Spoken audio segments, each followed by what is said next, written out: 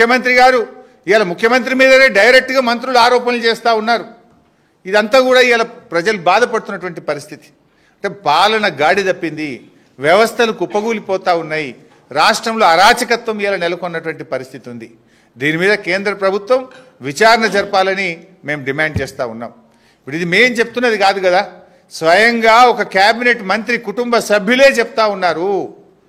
తుపాకీ ముఖ్యమంత్రే ఇచ్చిండు అని చెప్తున్నారు, గన్ను పెట్టి వాటాల కోసం వసూలు చేసిండ్రు అని చెప్తున్నారు, ఫైళ్లు ఆపిన్రు తమ్ముళ్ళ కోసము అని చెప్తా ఉన్నారు, టెండర్లు వేయొద్దని హుకుం జారీ చేసిండ్రు అని చెప్తా ఉన్నారు. ఇంత ఓపెన్గా అవినీతి గురించి ఒక కేబినెట్ మంత్రి కుటుంబ సభ్యులే చెప్తా ఉంటే ఇంకా సిగ్గు లేకుండా మాట్లాడుతున్నారు. సో దీని మీద కేంద్రం స్పందించాలి, ఒక ఇండిపెండెంట్ జ్యుడిషియల్ కమిషన్తో విచారణ జరపాలి, కేంద్ర ప్రభుత్వ సంస్థల చేత విచారణ జరపాలని చెప్పి మేము బీఆర్ఎస్ పార్టీ తరఫున డిమాండ్ చేస్తున్నాం. దీని మీద అన్ని ఏజెన్సీలకు మరి లీగల్ ఎక్స్పర్ట్స్తో కూడా మాట్లాడుతున్నాం. లీగల్గా ఏ రకమైనటువంటి ముందుకు పోవాలి, ఏ ఏజెన్సీలకు దీని మీద ఫిర్యాదు చేయాలనే అంశం మీద బీఆర్ఎస్ లీగల్ సెల్ ఇప్పటికే పనిచేస్తూ ఉంది.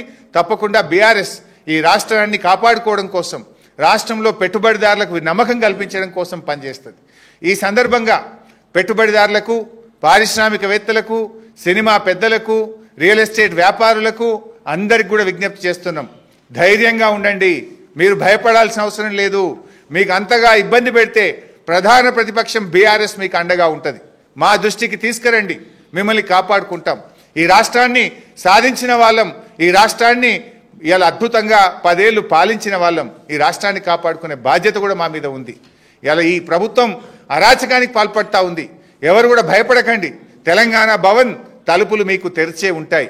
ఏ ఇండస్ట్రియలిస్టుకు, ఏ రియల్ ఎస్టేట్ వ్యాపారికి, ఎవరికి సినిమా పెద్దలకు కానీ, కార్మికులకు కానీ, పేదలకు కానీ ఎవరికి కష్టం వచ్చినా బీఆర్ఎస్ మీకు అండగా ఉంటుంది. మీ పక్షాన బీఆర్ఎస్ పోరాడుతుంది, మీ పక్షాన న్యాయం పక్షాన, ధర్మం పక్షాన బీఆర్ఎస్ నిలబడుతుంది. మీకు ఎల్లవేళలా మేము అందుబాటులో ఉంటాం. ఎవరికి ఏ కష్టం వచ్చినా కూడా మాకు మా దృష్టికి తీసుకురండి, మీకు అండగా నిలబడతాం, మిమ్మల్ని కాపాడుకుంటాం, మీ రాష్ట్రాన్ని కాపాడుకుంటామని తెలియజేస్తూ జై తెలంగాణ. నిరాశ మిగిలింది. ముఖ్యంగా దీపావళి సందర్భంగా లక్ష్మీ పూజ చేసేటువంటి అక్కా చెల్లెళ్లకు కనీసం మహాలక్ష్మి పథకం ఏదైనా ప్రారంభిస్తారేమో, ఆ నెలకు 2500 రూపాయలు ఇస్తారేమో అని ఆశగా ఎదురు చూసినటువంటి అక్కా చెల్లెళ్లకు తీవ్ర నిరాశ మిగిలింది. అదేవిధంగా అవ్వాతాతలకు ఏమైనా 4000 పెన్షన్ ఇస్తారేమో, వడ్లకు రావాల్సిన బోనస్ డబ్బులు 1300 కోట్ల రూపాయలు విడుదల చేస్తారేమో అని అనుకున్నాం. కానీ జరిగింది ఏంది అని చూస్తే అందరికీ నిరాశే. 4000 పెన్షన్ మాట లేదు, మహాలక్ష్మి ముచ్చట లేదు, బోనస్ ప్రస్తావన లేదు. క్యాబినెట్ మీటింగ్ అని చెప్పి మంత్రుల పంచాయతీ, మంత్రులు ఒకరినొకరు తిట్టుకోవడానికే సరిపోయింది క్యాబినెట్ మీటింగ్. క్యాబినెట్ అనేది ఈరోజు 1 కాదు 2 కాదు 1/2 డజన్ వర్గాలుగా విడిపోయినటువంటి పరిస్థితి. గ్రూపులుగా విడిపోయింది క్యాబినెట్ మీటింగ్. ఇలా పాలన గాలికి వదిలేసినారు.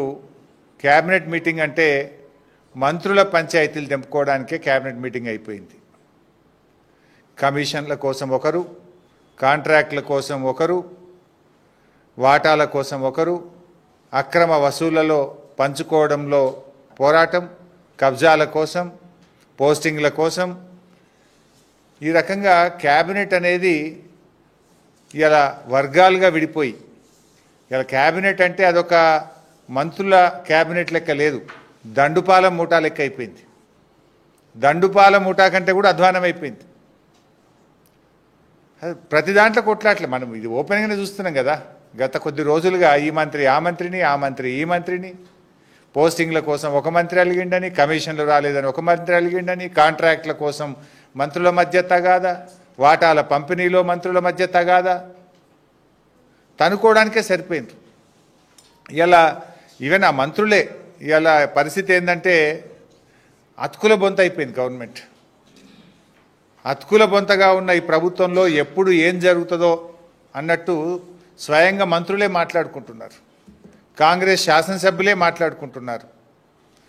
ఇక పరిస్థితి ఎట్లయిపోయిందంటే దీపం ఉండంగానే ఇల్లు చక్కబెట్టుకోవాలి అనే ఉద్దేశంతో ఇలా అందిన కాడికి ఎవరికి అందిన కాడికి వాళ్ళు దోచుకోవడం మీద దోపిడికి ఇవాళ తెగబడ్డటువంటి పరిస్థితి రాష్ట్రంలో కనబడతా ఉంది.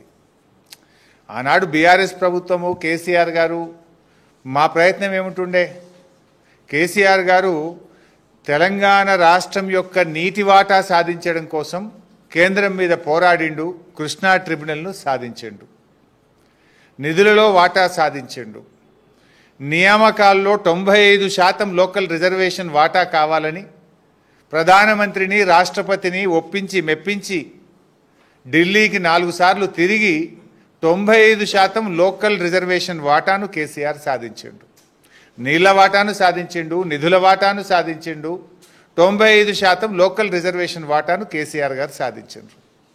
మీరు ఏ వాటాల కోసం కొట్లాడుతుండ్రు? ఈరోజు రేవంత్ రెడ్డి ప్రభుత్వం ఏమో అక్రమ వసూళ్లలో వాటాల కోసం పోరాటం చేస్తున్నారు. బిల్లుల చెల్లింపుల్లో కమిషన్ల కోసం మంత్రుల మధ్య వాటాల తగాదాలు జరుగుతూ ఉన్నాయి.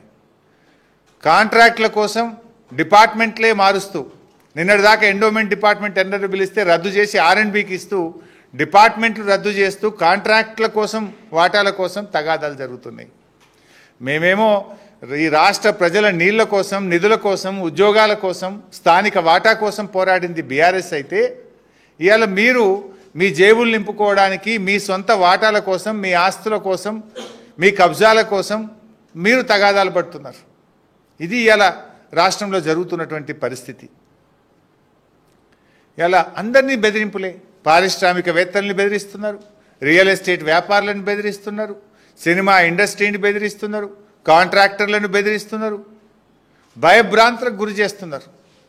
ఇలా రాష్ట్రం పరిస్థితి కూడా ఏమైపోయిందంటే మీ యొక్క తప్పిదాల వల్ల, ఇది మాది కాదు, ఇది గవర్నమెంట్స్ అయితే గత 8 సంవత్సరాల్లో టీఎస్ ఐపాస్ వచ్చిన తర్వాత గత 8 సంవత్సరాల్లో అతి తక్కువ ఇండస్ట్రీసు, అతి తక్కువ ఇన్వెస్ట్మెంట్